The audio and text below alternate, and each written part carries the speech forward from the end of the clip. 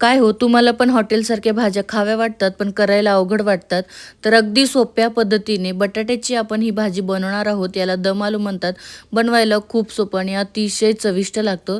काय करायचं आहे, एक पातेलं घ्यायचं, त्यामध्ये पाणी घेऊन त्यामध्ये असे छोटे-छोटे बटाटे घ्यायचेत. याला बेबी पोटॅटो म्हणतात. त्याची साल काढायची आणि पातेल्यामध्ये याला शिजवायला ठेवायचं आहे. कुकरमध्ये शिजवलं तर बटाटे जास्त शिजतात, म्हणून पातेल्यामध्ये 80% आपण हे मीठ टाकून शिजवून घेणार आहोत. दुसरीकडे कढईमध्ये तेल टाकून त्यामध्ये खडे मसाले, कांदा सोबतच आपल्याला यामध्ये लसूण, काजू, अद्रक आणि टोमॅटो टाकायचं आहे.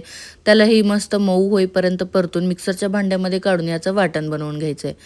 आता बटाटे मस्त शिजलेले आहेत, चेक करायचं बटाटे शिजलेत, काढून घ्यायचे आणि गरम तेलामध्ये हे बटाटे आपल्याला तळून घ्यायचे. छान सोनेरी रंगावर हे बटाटे तळल्यानंतर काढून घ्यायचे. त्याच तेलामध्ये जिरे, तमालपत्र आणि आपण जे वाटून घेतलेली पेस्ट होती ती टाकायची. पेस्टला तेल सुटेपर्यंत परतून घ्यायचं.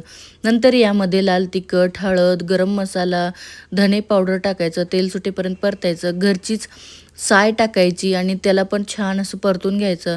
नंतर जे आपण तळून घेतलेले बटाटे होते ते टाकायचे. त्याला मस्त 2 मिनिटं परतून घ्यायचं मसाल्यांसोबत.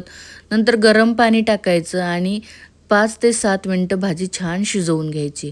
अगदी हॉटेलसारखी आपली ही भाजी बनून तयार होते. वरून कसुरी मेथी टाकायची आणि आपली भाजी गरमागरम तंदूर रोटीसोबत